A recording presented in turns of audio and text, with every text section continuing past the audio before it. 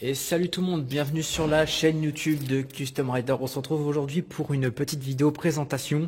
Alors, aujourd'hui je suis avec la 106 et on est avec LCRFR qui a sa 205 juste là, mais je vais pas vous présenter celle-ci tout de suite. Vous allez voir, allez, c'est parti. Et voilà, nous y êtes aujourd'hui. Messieurs, dames, bonjour, bienvenue sur Custom Rider. Et aujourd'hui, si on est là, le paquebot. Le paquebot, une Ford Scorpio. Alors, quelles sont les spécificités de cette immense voiture? Donc, t'as devant toi, mon gars, une Scorpio 2 litres injection, 4 cylindres, essence du coup, atmosphérique, donc sans turbo. Elle est de 1986 et c'est une voiture qui appartient à mon grand-père, que mon grand-père il a depuis une bonne paire d'années, je crois qu'il l'a depuis les années 96 exactement. Donc, c'est une voiture qui est très basique, c'est la finition GL, donc qui comprend rien. Voilà. Tu as un ABS qui est de série, c'est une propulsion, c'est les roues motrices qui sont à l'arrière, direction assistée, freinage avec assistance du coup ABS, centralisation à la clé. Tu mets ta clé ici, toutes les portes sont fermées, tu l'ouvres, ça s'ouvre. Pas de rétro électrique. Globalement, voilà, c'est tout ce qu'on peut dire. Ok, on peut aller voir l'intérieur un peu? Bien sûr, c'est ouvert. Donc on va ouvrir la voiture. Donc vous voyez là, on a déjà un grand espace. Hein. Vraiment, si vous voulez mettre les gosses à l'arrière, il n'y a pas de galère. Alors je sais pas pourquoi il y a ça. C'est mon grand-père qui rajoute. Je vois pas à quoi ça sert. Mais... C'est... T'inquiète. Bref, donc nous avons là un intérieur du coup qui est très basique. Il n'y a pas d'autoradio pour le moment. On est sur une boîte 5. Alors vraiment c'est un intérieur qui est très basique, mais les sièges sont très jolis avec un petit velours. Et une finition qui ressemble un peu à du cuir, qui est pas trop mal, mais on voit bien que c'est d'époque hein, quand même. C'est plutôt jeune. Elle est de quelle année déjà? 86. 1986. Hein. Alors on voit du coup que le moteur, effectivement, il a pas mal de tours minutes, hein, mine de rien, en réserve. On a une zone rouge qui démarre à 6000 tours minutes. Vitre électrique quand même, hein, pour l'époque, c'est pas dégueu, hein, c'est pas négligeable. Et un compteur qui envoie jusqu'à 240. Et la voiture n'a pas beaucoup de kilomètres. Hein. Vous voyez, elle a que 164 000 kilomètres. Et c'est vraiment très très chouette. Hein. Même le volant, il a une gueule. Le tableau de bord comme ça, avec les manettes juste ici. Pareil ici, franchement, c'est incroyable. On dirait vraiment presque un... On se croirait presque dans un avion finalement. C'est un bateau. C'est littéralement un cargo, hein, parce que vous voyez, j'ai de la place hein, pour mes jambes. Hein. Là, voilà, hein, je suis très très bien. Hein. Je l'appelle le bateau. Je suis installé. Hein. Alors, juste Et là, en plus, il y a un petit coffret de rangement. Ok, alors du coup, maintenant, on va essayer de la démarrer. Voilà. Ouvrons le capot peut-être pour voir Ouais, le cœur de la bête. Je te laisse ouvrir le capot. Ouais.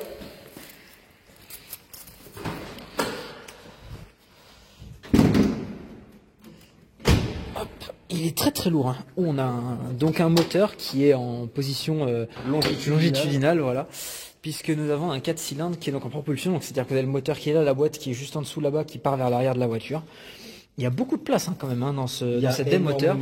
Vu la taille, franchement, c'est colossal. Oui, hein. oui, oui. On pourrait mettre un sacré cornet là-dedans. Tout à fait.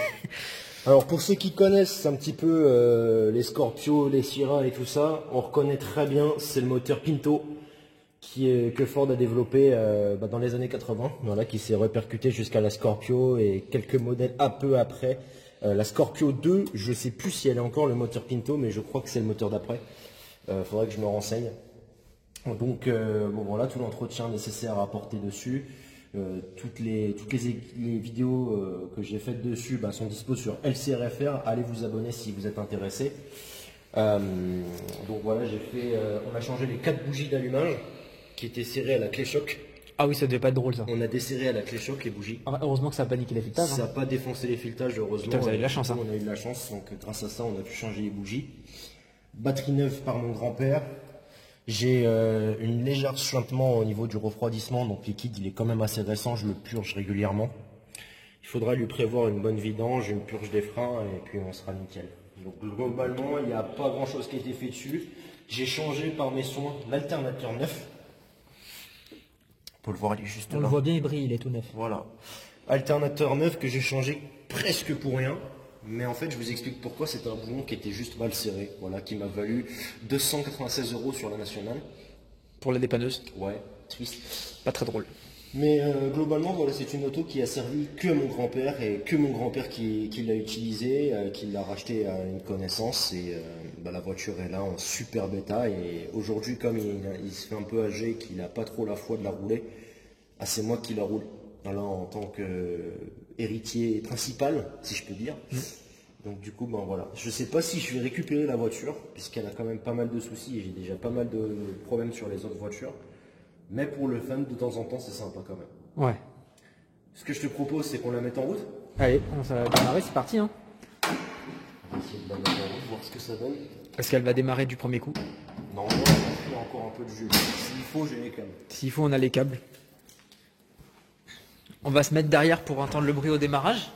Alors, pour info, je crois qu'elle n'a pas démarré, sans vous dire de conneries, depuis le mois de mars. Ah oui, donc ça fait un petit moment, puisque là, on est quand même en mai. Donc ça fait un bon 2 mois qu'elle n'a pas tourné. On entend la pompe, c'est déjà bon signe. Pompe ABS qui charge. One eternity later. C'est parti. On a plus assez de batterie? Non. Eh ben on va sortir les câbles, c'est parti. Ouais, il n'y a plus qu'à sortir les câbles. Hein. Allez. Bon du coup voilà les amis, on a fait le petit montage pour pouvoir la redémarrer parce qu'elle a plus de batterie. Forcément elle reste très longtemps sans rouler. Allez, on va essayer.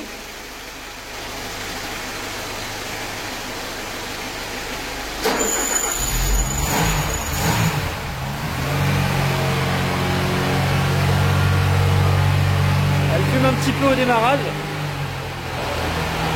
Elle a une odeur de tondeuse.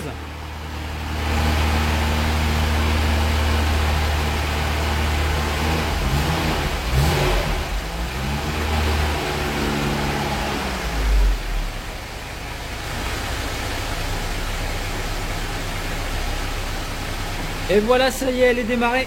Ce qui est vraiment très chouette d'ailleurs, j'adore, c'est ce petit logo de la voiture qui vous montre si elle a les phares allumés et s'il y a des portières qui sont ouvertes. En l'occurrence, là, bon, elle est ouverte. Là aussi, c'est ouvert.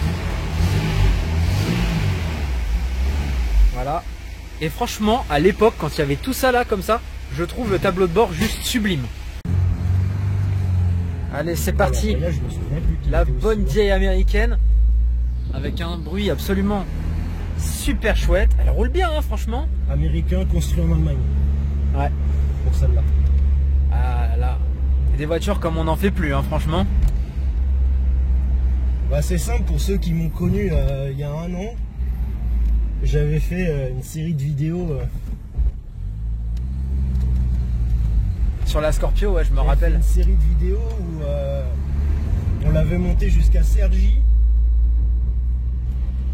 Et je l'avais bien roulé et tout sur la 15 et tout, pas de problème. Et, à la fin, boulon d'alternateur qui m'a lâché. Je roulais les feux allumés, puis je voyais, je dis mais mince, les clignotants ils fonctionnent plus.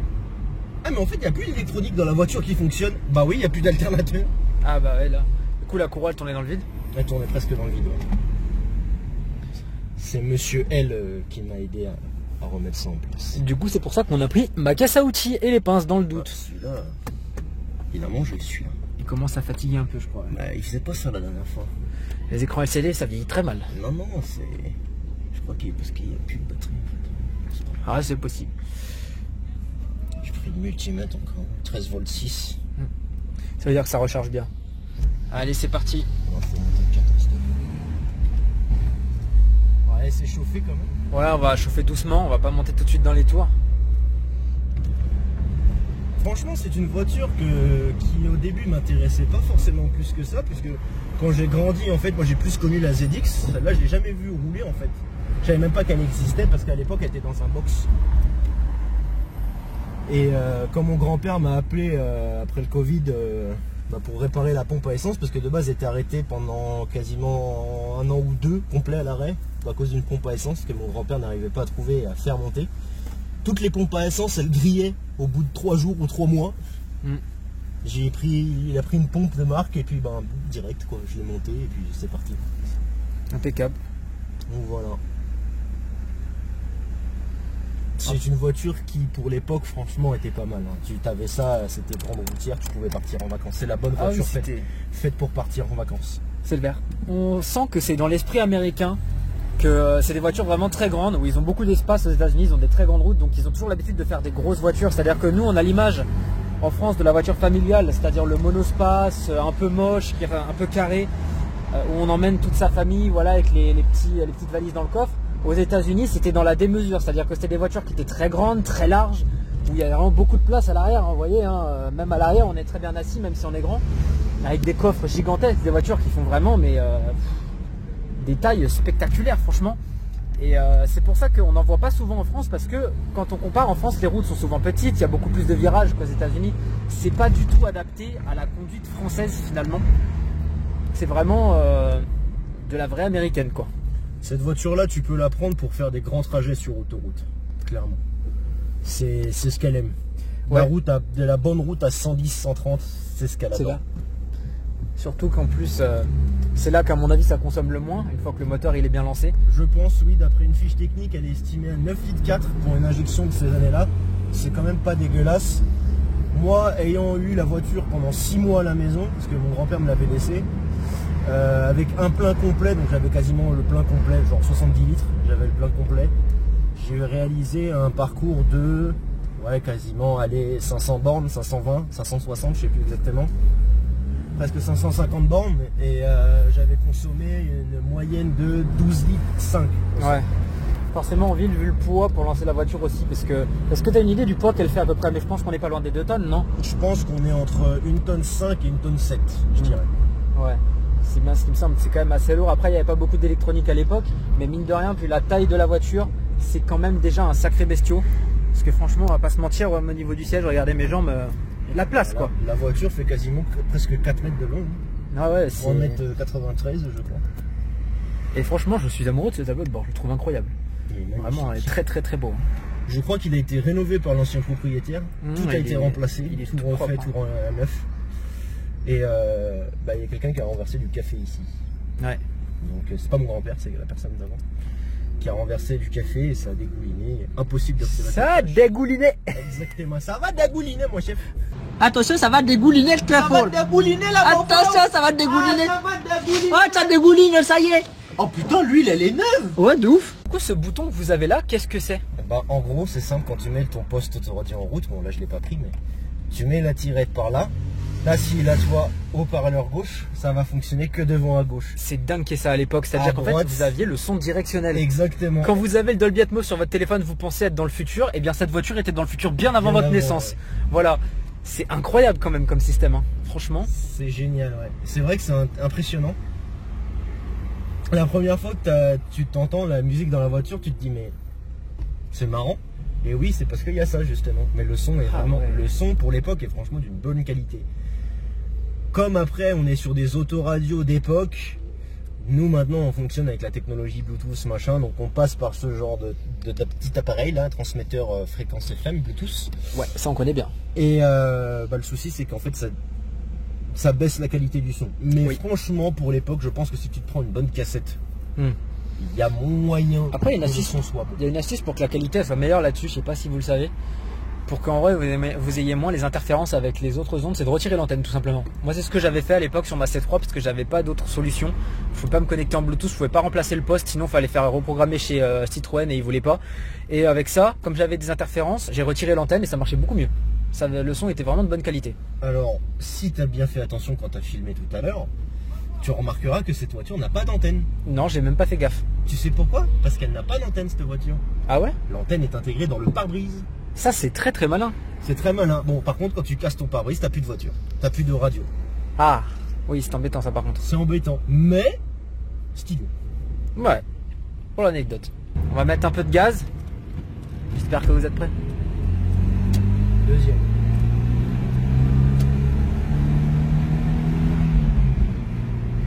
C'est qu'elle marche quand même pas trop mal hein. On a un petit bug de l'aiguille, l'aiguille de compteur qui fait comme ça, elle est un peu perdue. Mais ouais, elle marche pas trop mal, on sent qu'il y a du poids et ça efface un peu les chevaux, mais mine de rien. Les sont légèrement dégonflés, ça vibre un peu. Ouais, mais mine de rien ça marche. Fais gaffe, ça va freiner devant je pense là. Parce qu'en plus il faut des freins de malade vu le cargo. 4 freins à disque. 4 freins à disque hein, de toute façon. Voilà, on est pas mal. Ouais, donc elle en fait du bruit. Hein. Franchement, il y avait un catalyseur à l'époque ou pas là-dessus? Je crois, oui. Parce que il me semble que le bruit est un peu étouffé par un catalyseur, j'ai l'impression. Et le silencieux est Il légèrement... est silencieux aussi. Ça doit faire un bruit de fou en full cube 100. Oui.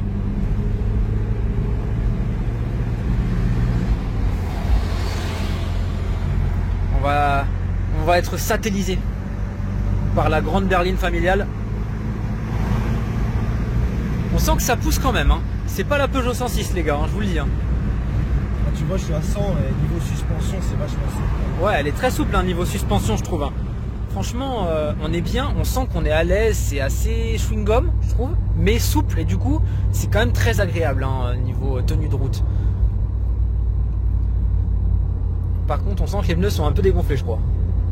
Il y a les pneus et les freins qui commencent à... La prochaine fois, je prendrai ma pompe, comme ça on pourra la regonfler. On va aller au gonfleur. Ouais, au pire, on va aller s'occuper au gonfleur.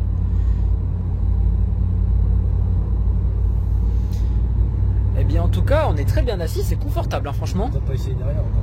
Et encore à l'arrière, ça a l'air vraiment d'être quelque chose. Hein. Je pense que quand tu rentres de vacances avec ça, avec tes enfants derrière, au moins, ils dorment bien, ils te disent pas « C'est quand qu'on arrive ?» Voilà, je pense que vous avez compris un peu l'intérêt de cette voiture. Alors, tu veux que je te réponde en toute honnêteté? Ouais. Mon petit frère, il faisait « C'est quand qu'on arrive ?» Il était derrière sur le siège auto. « C'est quand qu'on arrive ?» Jamais. Laisse-moi le plaisir de la voiture.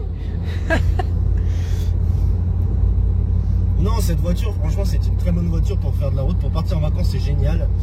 Et dans mon siège, tu as même l'option, bon là sur celle-là il est cassé, mais la poire que tu appuies, ça gonfle le dossier. Ah, t'as le dossier gonflable pour les lombaires. Ça, c'est sympa ça. Oui.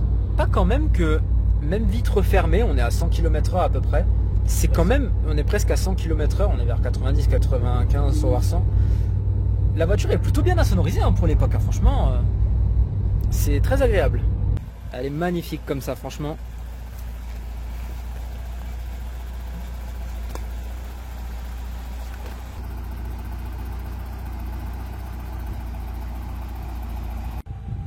C'est mon petit bébé.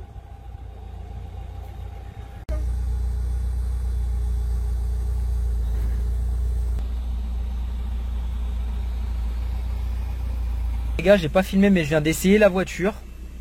Alors franchement c'est très spécial à conduire, l'embrayage est très dur, mais alors la boîte est très rude aussi. Mais franchement c'est agréable, c'est vraiment sympa à conduire, on est bien installé, ça reste très agréable, c'est vraiment très américain. Par contre, vu que c'est un système d'ABS sur les freins, je les trouve très durs et je suis pas très fan du freinage. Mais pour ce qui est de la conduite, sinon à part ça, ça reste vraiment bien. C'est un peu flou au niveau de la marche arrière, mais voilà, franchement, j'adore. Je kiffe. C'est une voiture franchement que je pourrais apprécier beaucoup conduire. Pas en daily, je pense pas. Parce que bon, en France c'est un peu compliqué, surtout en région parisienne là où on habite. Mais pour aller soit en vacances, soit pour se faire plaisir, juste pour rouler, avec plaisir franchement. Le problème c'est que... Ça suce un petit peu d'essence quand même. Ouais voilà quoi, en fait c'est pour ça que tu peux pas l'utiliser en daily en France. Alors je te mets au défi aujourd'hui en 2025 de trouver une station avec le carburant à peine 1 euro le litre. Voilà. Compliqué. Ouais je pense. Hein. Donc à l'époque le prix du carburant c'était pas le même, ils s'en foutaient un peu. Hein. De toute façon tu pouvais mettre du carburant, ça ne coûtait rien. Bah le réservoir c'est 70 litres. Voilà. Je vous laisse imaginer le prix, faites le calcul à 1,70 €, ouais, quasiment 1,80 € des fois le litre. Je vous laisse faire le calcul. Voilà. Bah mon grand-père, je crois, le maximum du plein qu'il avait mis, il avait mis quasiment 150 €. Voilà. Et donc bon. On va attendre pour aller laver parce qu'elle est pleine de poussière. On va au Karcher parce que les couillons chez mon grand-père, ils ont foutu, ils ont vidé les extincteurs neufs qu'ils ont installés. Du coup elle est dégueulasse, donc voilà, laver. C'est dans un garage, donc c'est des extincteurs à poudre, bah il y a de la poudre partout. Il y a de la poudre partout sur la voiture. Je suis tout blanc actuellement après avoir fait un peu de méca sur la 205 parce que bah on a dû s'allonger par terre dans la poudre. Ouais. Allez, on vous retrouve après. Allez, à tout. Alors le monsieur que vous voyez là va arroser avec son gros canon à mousse. La Ford Scorpio actuellement au lavage. Elle en a besoin. Faut dire qu'elle est pleine de poussière, d'extincteurs actuellement. Alors on va arranger tout ça. Qu'est-ce qu'elle est belle cette voiture.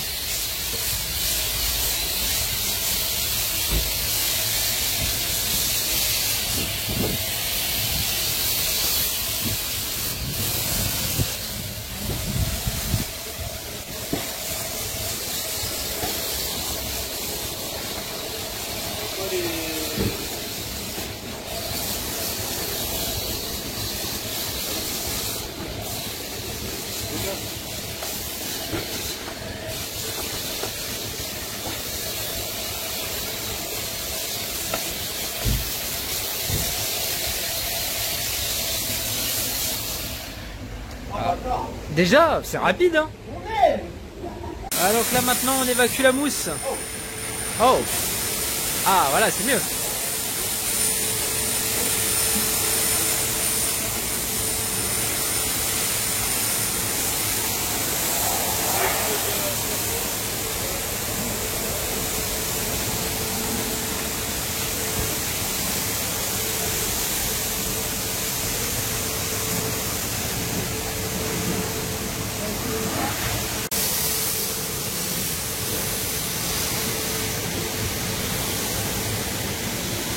Allez, c'est parti, il est l'heure de mettre le plein dans la voiture parce que mine de rien une Scorpio ça a très soif et elle picole beaucoup.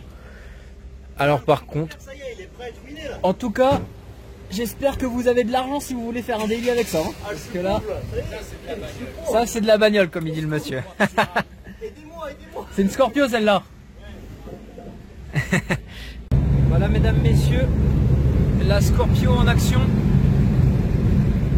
Elle marche plutôt pas mal, hein, franchement. À 120. Il était monté à 120 mais très vite, c'est dommage que j'ai pas filmé l'accélération qui était vraiment très très cool. Les 115 chevaux, je pense qu'ils sont encore là. Ouais, je pense qu'ils sont encore là les canassons, on les sent quand même. Pour être honnête, c'est pas extrêmement flagrant mais on sent qu'elle prend de la vitesse rapidement quand même, hein. C'est vraiment sympa. Il y a beaucoup de coupes. Ouais, il y a beaucoup de coupes surtout. Tu sais combien de Nm exactement? Je pense que... Alors, il y en a quand même un paquet je pense, hein.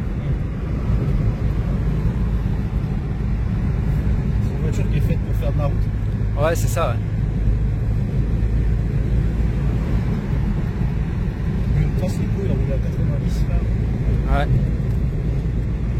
Allez, on accélère un coup.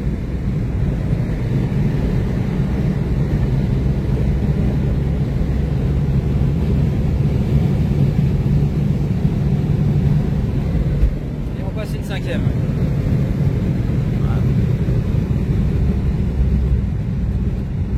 On sent qu'il y a du délai quand même, hein. Dis même avec son GTD, je le fume.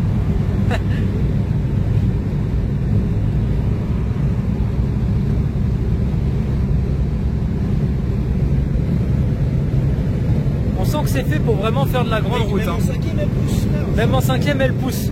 On le sent. 130.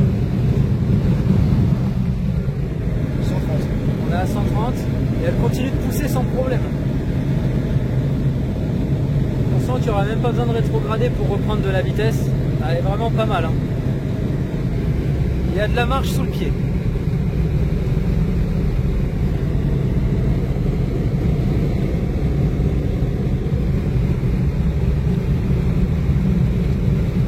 Allez, on la ramène au bercail.